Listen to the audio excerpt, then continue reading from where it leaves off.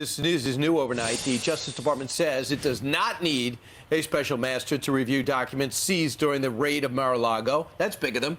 Right, we can handle it. We don't need anyone else. No, it's not the problem. In a new filing, the agency accuses former President Trump's team of concealing documents. Mark Meredith is live at the White House. And Mark, this is the best explanation from the government so far of why they went in, and then they sent out that picture where all the secret stuff's on the floor.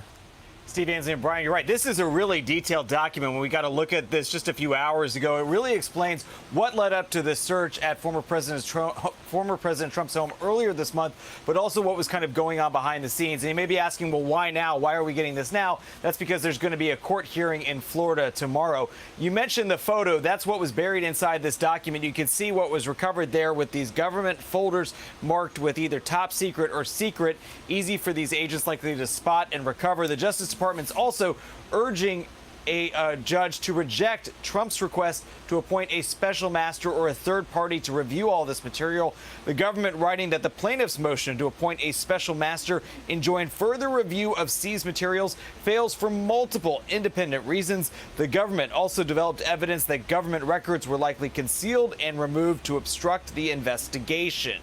Now, of course, former President Trump's team has claimed that they want to see somebody else review this because they don't believe what's happening is fair. And we also are hearing from some Trump supporters who this morning who say they're less than convinced about the government's arguments. Now, they have blocked a third-party individual from being there with them to go through documents and make sure that they have only what they are supposed to have. So unfortunately, this is probably just going to add fuel to the fire for so many people who believe this was conducted improperly. But the government argues officials went to great lengths to recover these materials before the search and that attorneys for the former president had sworn to them that classified documents were no longer being kept at Mar-a-Lago. Meantime, as the attorney general defends the FBI's work, he's also issuing memos banning political appointees from partisan events and warning personnel not to communicate with Congress directly. In these memos, he writes, "We must do all we can to maintain public trust and ensure that politics, both in fact and in appearance, does not compromise the integrity of our work." But we are hearing from the lawyers for one retired FBI agent, Timothy Thibault. They're defending their client's work after reports surfaced Thibault worked to discredit unflattering stories regarding President Biden's son, Hunter Biden.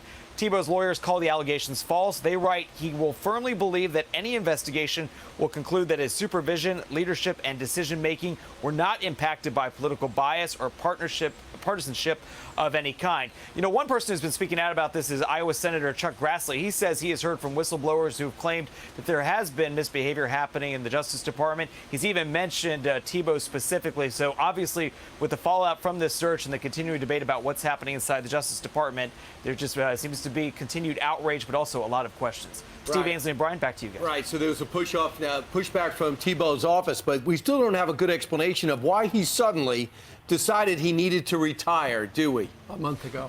Well, they're saying that he had fulfilled his duty and that this was simply the end of his term right there. Right. But like you said, obviously they expect some sort of investigation to come out. And I know, like I said, Senator Grassley has been on top of this, so I would imagine he's still going to have questions. Absolutely. All right, Mark, thank you very much. You. I'm Steve Doocy. I'm Brian Kilmeade. And I'm Ainsley Earhart. And click here to subscribe to the Fox News YouTube page to catch our hottest interviews and most compelling analysis.